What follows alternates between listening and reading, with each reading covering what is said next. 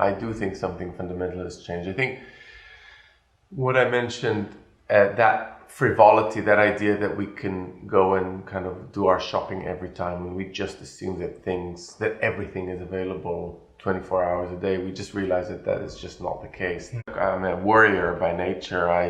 Every day I think it's all gonna go to pots and I'll have to start again with doing something else. We're here in London with chef, restaurateur, columnist and author Yottam Ottolenghi. Welcome, Yotam. Thank you. Good to be here. I wanted to start with the events of this year. It's an obvious place to start. You're a restaurateur with 6 venues in London. You're also a father of 2 kids and you spend a lot of time at home in lockdown. So there's a lot going on this year for you. What have you taken from this year? Well, nothing is taken for granted, which is kind of, I think many of the things that I assumed were kind of a given, something I can rely on, stability, financial, business-wise, everything seemed really quite, comfortable. All of a sudden it's set in this kind of a big question mark. So that's, business-wise, our restaurants had to shut down, then reopen, and then now they operate, but they're pretty quiet and things are not obviously as prosperous as they were before. And that is just kind of a big question mark over everything. You think you've got it all in a way, and then you realize you don't. So that's been quite challenging. You mentioned the family front. So I think that's been pretty special. So if you want to talk of a silver lining, I think that silver lining was the ability to be spending time with our small family of 4, my husband and my 2 kids, and really spend quality time. And we use the quality time quite liberally, but actually it is something quite unique, quality time, because I find that I spend most of my time normally running around, this rat race, and that we never have a moment to stop. Even the weekend is full of things to achieve, galleries to go to, shows to see, restaurants to eat in. But during lockdown, all that had ceased in one moment, and we did really have some kind of special quality of life that we don't normally have, and I quite appreciate that and cherish that. And it's funny, for most of us, some of our best memories of this year revolve around food. Yeah. Is that the same for you? Yeah, cooking at home became a good way to punctuate the day.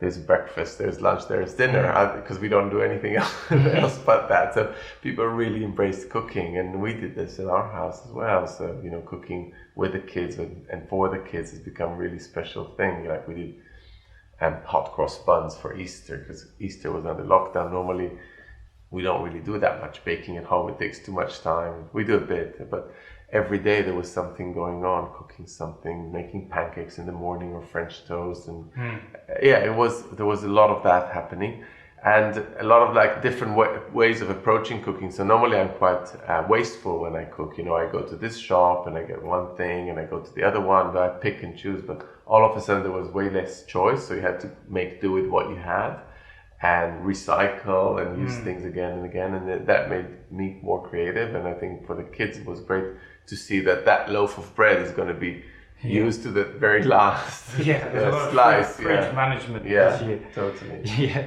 but also looking ahead, not just restaurants, but also the fact that we spent so much more time in the kitchen this year. Do you think something fundamentally may have changed in terms of how we cook and eat? I think so. Yeah, I do think something fundamental has changed. I think what I mentioned, that frivolity, that idea that we can go and kind of do our shopping every time, and we just assume that everything is available 24 hours a day, we just realize that that is just not the case. There was a slight taste of scarcity, the idea that we might not have everything all the time. And even if we do, there is a sense that we really want to not be wasteful. And so I do think people see that differently, and also that sense of self-reliance. So we have to rely on our own skills because other people's skills are maybe not available to us. People were making breads, and I don't think it's a coincidence that people were really focused on making breads, because bread is something that is a particular skill.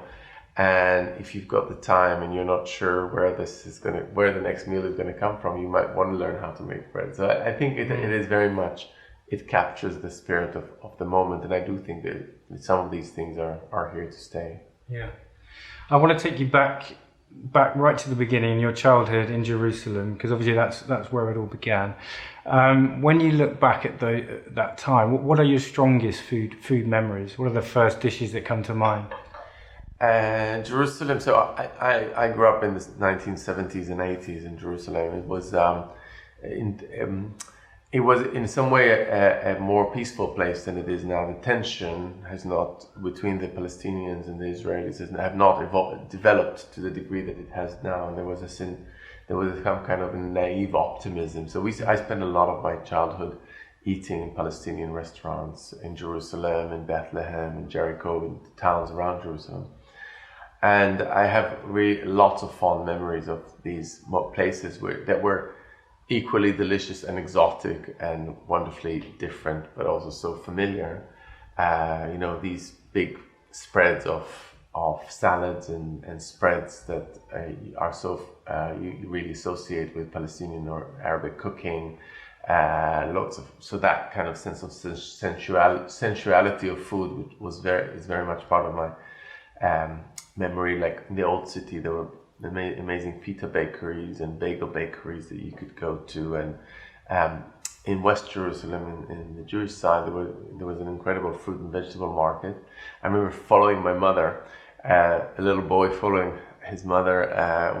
She used to carry these plastic, bags, and we'd go and buy herbs. She'd buy her herbs, dill and coriander and parsley, and the smell was so wonderful and intense, like you only get in markets when you get these big piles of herbs. Now we're so used to seeing them in plastic bags that don't give any smell. But actually in markets, you've got those incredible smells. And I remember it like yesterday. Yeah. And your mother was German and your dad was Italian, and obviously Jerusalem has so many influences. So you had all these different, food influences. Is it too easy to kind of trace back the kind of Ottolenghi style right back to the beginning? I think if I look back to where I started, one thing that I think is quite clear to me now is that there wasn't one very clear food culture. There was food cultures. So you would have, as I mentioned, Palestinian cooking was very present in Jerusalem, obviously still is. And then there was the foods of various immigrants, Jewish immigrant groups. And each one has had its own sex appeal. It was just like, you've got Jews coming from Kurdistan and Iraq, and they would make these incredible soups with semolina dumplings, like kubbe, which were something that was such a Friday afternoon experience in Jerusalem. These really very hot and delicious soups with lots of vegetables and those dumplings in them. That would be one community. And I mentioned Palestinian food, but then you would have the falafel joints, which were normally owned by Jews that were immigrating from the Yemen. So, so many food cultures. It was really hard to call anything by one name. And for me, this is very much the taste of my childhood. So many diverse things and not one thing. And that really informed the way I cook, I think, because I don't feel like I belong to one particular food culture. And that, in a way, also helps, because you don't feel like you're tied to one way of cooking. You can actually experiment a little bit more. I know people that grew up in cultures that have been, in terms of food, they're more mature, like, in Italy or France or even Greece. And there's dishes and they've got name, and it's very descriptive, it's very prescriptive, how you do it, and you don't deviate. But I don't have that, so I think in some ways it's quite liberating. Yeah, but you were, even as a really young kid, food obsessed, right? Yeah, I was food obsessed. I was always obsessed with food. Every memory that I have from my childhood is kind of food related. I seem to not remember anything that doesn't have something delicious on the plate in front of me. But I was quite obsessed with it. Also, I think there was a sense of the forbidden, because I grew up in Jewish cultures, and there's a lot of things that are not allowed because of kosher rules. And I always had this obsession with seafood and pork and things that we were not allowed to eat. And they were, delicious. But I think, my earliest memories are always food memories, even before I even entered the kitchen. Your dad had a nickname for you, didn't he? Golozzo, he called me Golozzo, which in Italian means greedy. And I think they did used to make fun of me at home because I could go on forever talking about food while everybody else moved on to a different room. But when did it become cooking for others? When did you first get that buzz of actually presenting food and seeing people's reactions?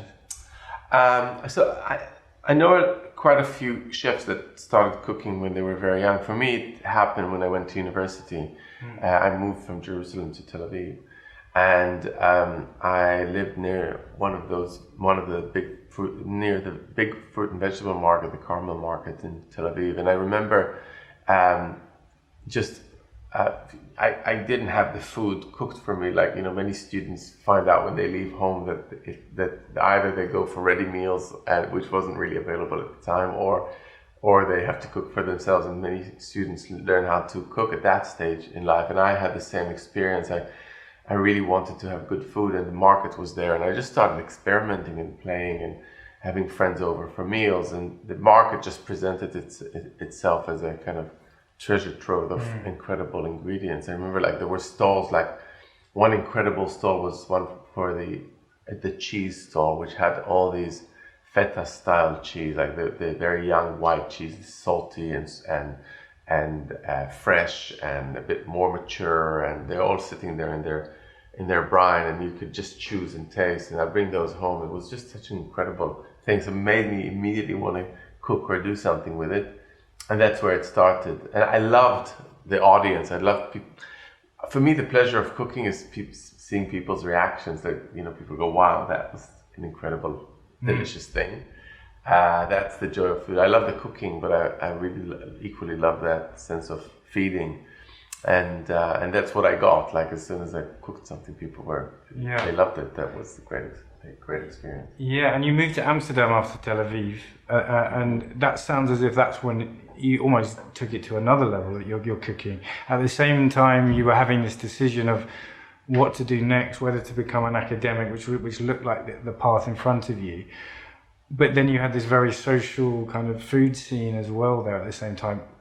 Can you take me back to that decision of how you made such a big decision to kind of ditch academia and follow your heart? So I went to university in Tel Aviv, and I did a master's degree in humanities and philosophy and literature, and I always felt quite a little bit frustrated from that kind of conversation that I was part of, because on the one hand, it was intellectually stimulating, but I always felt that it was just a very insular conversation. It kind of happened within a small group of people, that they, same-minded people, but it wasn't really productive. It didn't make a difference. It were very niche conversations in my field, and the food world just seemed to be the exact opposite of that world. It was everybody can be part of that conversation. Everybody can eat your food and really enjoy it, and that was a really eye-opening moment for me. So when I finished my dissertation and I finished my studies, my official studies, I couldn't decide whether I was going to go on and maybe start my PhD, so I decided to take a year off and try to see what cooking would look like. And this was when I left it. So I did a bit of that in Amsterdam, started reading books about cookery and getting a good idea what it would be like to cook professionally. And then I came to London, that was in 1997, and I took a few courses at the Cordon Bleu cookery school. And that has become a turning point, although I didn't know it was a turning point. I thought, let me try and see if that works for me or not. But I really loved it when I started working in restaurant. Not loved it and hated it in the same time, because it was really hard work. And I had many moments of crisis where I wasn't quite sure that it's the right thing for me. But soon I found a niche, and that was, I found smaller restaurants, maybe slightly less high-end than restaurants or pastry shops that were much more about the ingredients and less about myth of the chef, and then I started really enjoying because it became very creative. I realized that you could become so creative, and it doesn't need to be in this quite oppressive environment. And it was at a time when the London food scene was kind of really developing. When did you first see, actually there's an opportunity here for me to do something on my own? In the early 2000s, I thought, well, my business partner, Noam Bar, and I have started talking about starting a cafe together. And then when we started working on it, it was in 2002, Sami Tamimi, who was the third partner and later on wrote Jerusalem with me, joined us. And then we decided we knew that there was a huge demand for good food in a less formal setting. So restaurants were thriving, this was the age of Conrad's restaurants and really kind of fine dining and interesting restaurants coming through, mostly European, Italian, French. But I noticed that there would be demand for our kind of food, which relies a bit more on fresh vegetables. And that's when we started Ottolenghi. That was in 2002. Which was a kind of a hybrid of a bakery and a deli and a cafe in Notting Hill. Yeah, and that's also where the kind of aesthetic as well of Ottolenghi, that we can see now in the books, and it almost started straight away, didn't it? This quite strong identity. Was that important for you? I think it wasn't really self-conscious at all. We just wanted to do something delicious and beautiful and put it out there. And over time, the language just kind of made it. It was almost like the feedback came from the customers. People came in, and what they loved became what ended up being what we did. So there was much more demand for vegetables and for freshness and for charring and grilling.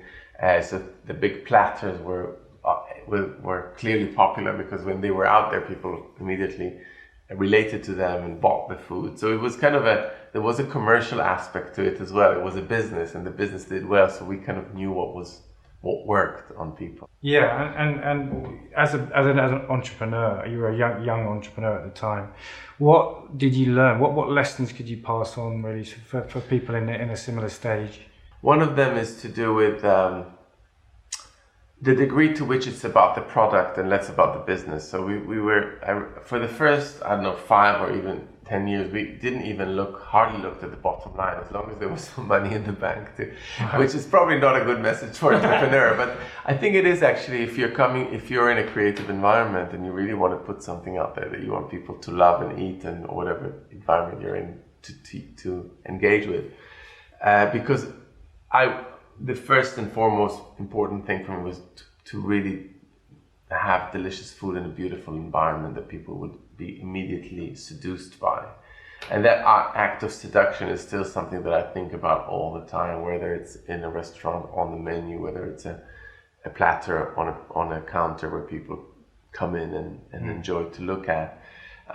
So that is still very important. You get the food columnist role, writing about vegetables for The Guardian, and you do your first cookbook, Ottolenghi. Did you like the writing part of it?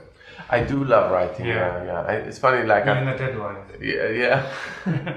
I don't like the deadlines, but they do make me do what I need to do, because otherwise I never do it. I never finish. But I love telling stories, and I do love... I think one of the parts that's really important to draw people in to your universe is not just put the food out there, but also give a sense of context, personal, historical context. So I like to, if possible, tell a story of a dish rather than just place it there for people to choose from. And the story could be, this person gave me that recipe, or this is the cultural heritage of this particular dish, or this is what I'm doing here. And I think that just enriches the experience. We live in a world where there's just so many recipes around, in books, online, etc. So the personal touch and the context and the story and the bigger picture are really important. That's what makes it special. And so with every book that I've published, it was always really important for me to find a really interesting angle to talk about the recipes, to enlighten you with something else. Yeah, and so that's a good segue to talk about flavour. Yeah. It's your third book about vegetables. What is how is this one different? It's similar and different from the other books. So, like Plenty and Plenty More, it's about really big flavors and big platters of delicious food. Lots going on within a dish.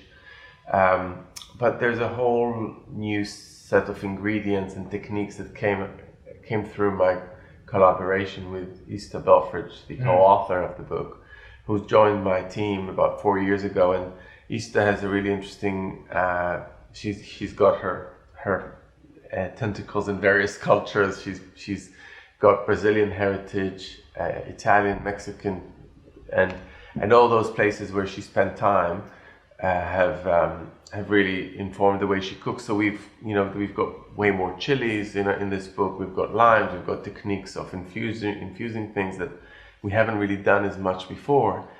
And in this book, so apart from including recipes that have been developed through this relationship over the last 4 years, I also really wanted to try to understand how we really inject ingredients, vegetables with flavor, and push them to the limit. I mean, everybody knows that it's much more difficult to make a vegetable taste good than it tastes a good piece of prime steak. It's just a different thing. And that challenge, that difficulty to make vegetable taste extra good is what I thrive on. I really love that challenge. The onion on the cover, with all its layers, is a metaphor to what goes on in the dishes that we cook in the book. It's all about layers of flavor. So if there's acidity, the acidity will come from lime or from tamarind or from tomato or from yogurt, but also maybe from all of the above, and which creates that wonderful richness of food that you taste and you go like, wow, that's special. That comes from layering, and that's what this book is all about. And what did you personally discover from writing this book? Any new kind of experiments? Well, there's a lot. Well, I discovered a whole range of chilies, Mexican chilies like habanero and ancho and through Ista, and cascabel, and a bunch of chilies that really give you. And chilies are not necessarily about heat. I mean, that's an added bonus, but actually they give so many other. They bring intensity with a kind of sweetness that comes from others. They give almost chocolatey depth or licoricey depth. They bring acidity with them. Each chili does something a little bit different. We often say, even if you don't like heat, some chilies will definitely work for you, like an ancho. There's a dessert recipe for a flan, a bit like a creme caramel, that has ancho chili in it. And it's just a really very mild heat at the background. Even people who don't like heat and spiciness will enjoy it.